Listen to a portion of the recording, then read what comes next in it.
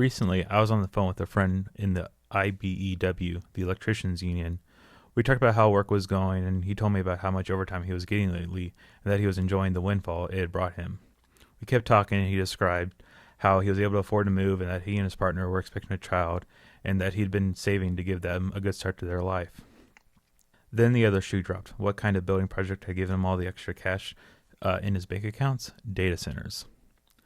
It seems every week a new story crosses our feed about how a new data center project is being proposed somewhere around the Kansas City metro area and how community members are organizing to prevent the data center from being constructed.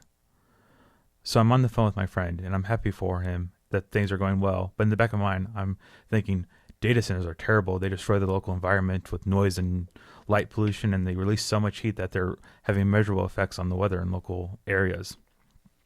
Doesn't he know this? How can he be building data centers? Doesn't he care? And this pattern seems to play out across different sectors. Like I'm a hypocrite getting on a high horse about my friend building something that I don't agree with when I know there's people out there who look at me as an auto worker and ask, doesn't he know that cars are terrible for the environment? They cause smog and noise pollution, and the infrastructure needed to support car-centric lifestyles disrupts local communities. Doesn't he know this? How can he be building cars? Doesn't he care? These ideas were what were in my mind when I picked up one of my latest reads, Workers and the World, Fighting Ecological Crisis from Within by Lorenzo Feltrin. This book explains why workers and communities so often end up on the opposite sides of disputes regarding environmental issues. I'm Jake Orvatic. Welcome to Union Wise, a podcast about labor. Today I'm joined by Jessica Bertocci. We're going to discuss the ideas in this book. Okay, so first thing, I think we need to define a couple words used in the book. Throughout the book, Lorenzo Feltrin uses the term noxious or noxiousness. It is a translation of an Italian word, nocivita, a word that means possessing the property of causing harm. Nocivita is used in the Italian labor movement to describe harm to both human and non-human life caused by industrial production.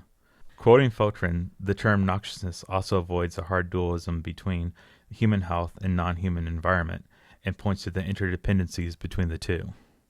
I think we all understand that people's health and the environment are both affected by industrial production, and having a single word, noxiousness, to describe this is useful.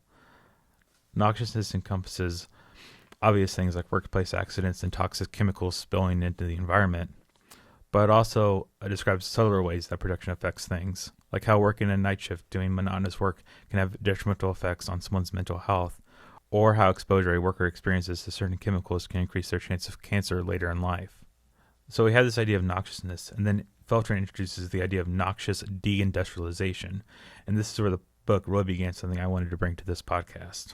Over a year ago, when I was thinking about joining the organizing committee at our local, I emailed Gary Thomas some ideas I had about what I would like to see as a fruit of my activism. In the email, I said how environmental concerns are important to me, and that I would like to see organizing efforts towards a more sustainable future for UAW workers. I explained that for far too long, politicians and pundits have used rhetoric of preserving jobs as a way to leverage workers against efforts to reduce ecological harm. It's not an either-or, zero-sum game and that we can expand the number of good jobs and protect the environment simultaneously. Okay, back to the book. Feltrin doesn't outright disagree with the viewpoint I shared in the email, but he says both the positive-sum games that I believe in and the zero-sum game of the politicians and pundits are both too optimistic. Quoting Feltrin, this is precisely because we fail to take into consideration the reality of noxious deindustrialization, a negative-sum game in which industrial job losses and environmental degradation progress simultaneously. Noxious deindustrialization introduces new forms of noxiousness beyond the industrial production itself. Unemployment, weakening community ties, and urban decay are some examples of the noxiousness resulting from deindustrialization. As I was reading this section of the book, I was reminded of something a presenter during my week at Black Lake last fall said. The presenter, Art Reyes, described how changes in the auto industry caused plant closures across the country. Reyes drew our attention especially to the Buick City plant, which closed in 1999, saying, quote, "It was once the second biggest factory in the world. Now it's a scar on the earth, a concrete field." The disruption to local communities and ecologies of industrial production can continue long after a factory's doors are shuttered. Nothing grows where a plant that employed nearly 30,000 people once stood. But the damage of deindustrialization goes beyond just the ecological. While I was doing some fact-checking for this, I found a news article from 2008. The article said across all the GM factories, In Flint, Michigan, only 6% still had jobs of 100,000 at GM's peak. Unemployment in the city hit 10%. For context, the national average in 2008 was just 5.8%. It's hard to overstate how devastating this was. Our union and our jobs are a big part of our lives here in Kansas City, but for a place like Flint, Michigan, it was everything. Nearly everyone you knew was in the auto sector. Your kids' classmates were your coworkers' kids. Your neighbors were auto workers. The person sitting next to you at Sunday church service worked at a parts supplier. And all this disappears basically overnight. Those who can move away and their homes fall into disrepair. Neighborhoods collapse and crime rates rise. What was once a thriving community gets subsumed by issues such as drug addiction and mental health struggles. All of this upheaval, all of this despair, all of this loss, it's noxious deindustrialization. It's important to note that noxious deindustrialization doesn't just mean plants closing. Increases in automation means deindustrialization can also be a reduction in the number of workers needed to run a factory. A lot of attention is paid to how union jobs have been lost over the last few decades to workers in other countries, but it's equally important to acknowledge that automation has also contributed a significant impact to the manufacturing job loss that's been experienced in the United States. A plant can continue to emit noxious byproducts even as the benefits, mainly good paying jobs, diminish. Feltrin summarizes this, quote, "Underemployment and smog are far from incompatible." All this leads into why, in many instances, the people who work in industrial facilities and the communities who live nearest them are often not the same people. Let's keep using Flint as an example. The auto industry in Michigan has made a modest recovery since the Great Recession, but many of the workers now commute from beyond Flint to work in the factories. Anyone with the means to live elsewhere does. This plays out in industries everywhere, and it's exacerbated by automation. Generally, as the automation in an industrial plant increases, the skill and education of the workers who remain employed increases. Rarely does the area surrounding the plant have the conditions to cultivate the specialized knowledge required, and it must come from outside. We have these conflicting factions, workers who are employed in polluting industries enjoying good wages and secure employment, but these workers live far from the factories. On the other hand, we have the people who live nearby the factories but work in other sectors. These communities, often called fence line or frontline communities, end up enduring a huge amount of the noxiousness produced by factories. And remember, it's not just ecological damage, it's also worse health outcomes for members of the community that end up exposed to pollutants. It's reduced property value because of the noise or the smell, or just because the factory is unsightly. Feltrin explains this community versus industrial conflict is really just working class against working class conflict. This infighting makes both the workers and the communities weaker in the long run. So what can be done? I don't have an easy answer. It's going to take a monumental amount of organizing to bridge the divides that are so entrenched in our systems today. Feltrin concludes his book with a story that might serve as an example of how this could play out. In the summer of 2021, workers at an Italian drive shaft factory, GKN Driveline, received an email stating that effective immediately, all of the more than 400 workers were being terminated and the plant would be closing. The parent company, Melrose Industries, cited the transition to electric vehicles as the reason for the plant's closure. But in reality, the plant closure was more likely an attempt at some financial shenanigans to boost shareholder value. Regardless of the real reason behind the company's decision, in most cases, a union representing workers in a situation like this would at best negotiate a better severance package and move on, leading to hundreds of displaced workers who now have a grudge against environmentalists in their own union for failing to protect their jobs. The workers at GKN Driveline chose another path. Years before the plant closure was announced, grassroots organizers within the plant formed the GKN Factory Collective. I'm not sure about the specifics of how Italian labor unions are arranged, but from what I can tell, this is similar to an organization like the UAW Member Action Caucus. This group began organizing not only within the factory, but with the community and environmental groups, both in solidarity and building power. When the 2021 plant closure was announced, there's all this social infrastructure put into place between the workers at GKN and the community. So much so that the workers at GKN feel emboldened to demand more than just a bigger severance payout. GKN Factory Collective, working with scientists and climate change activists, write a new plan.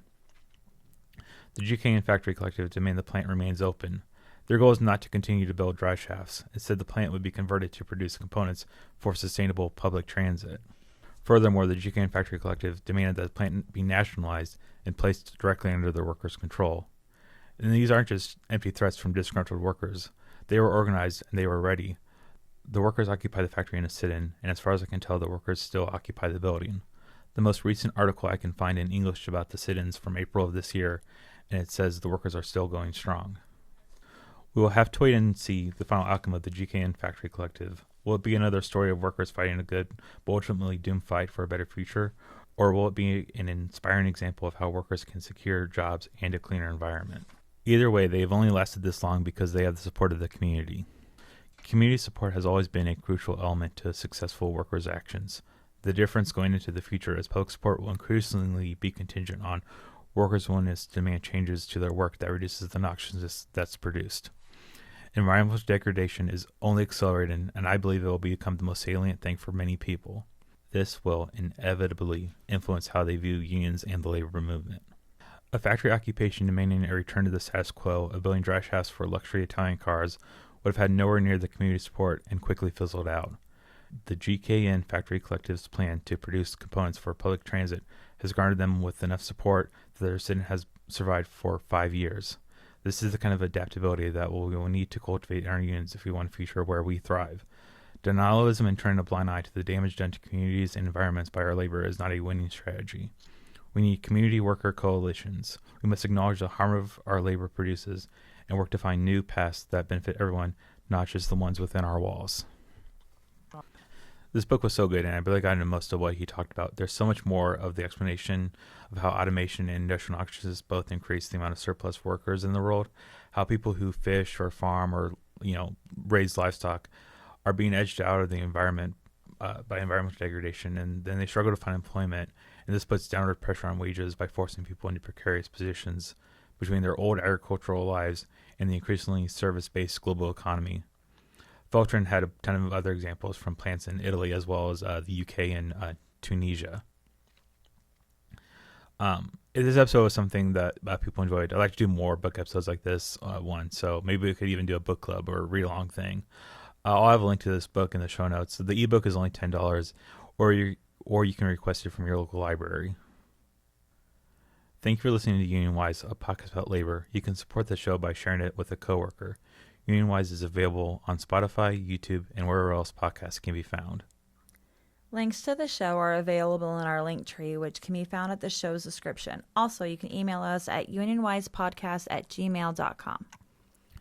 Union Wise is a podcast by rank and file UAW members. The ideas and opinions expressed in this podcast are our own and do not necessarily reflect the views of our employer, Ford Motor Company, UAW Local 249, or the International UAW.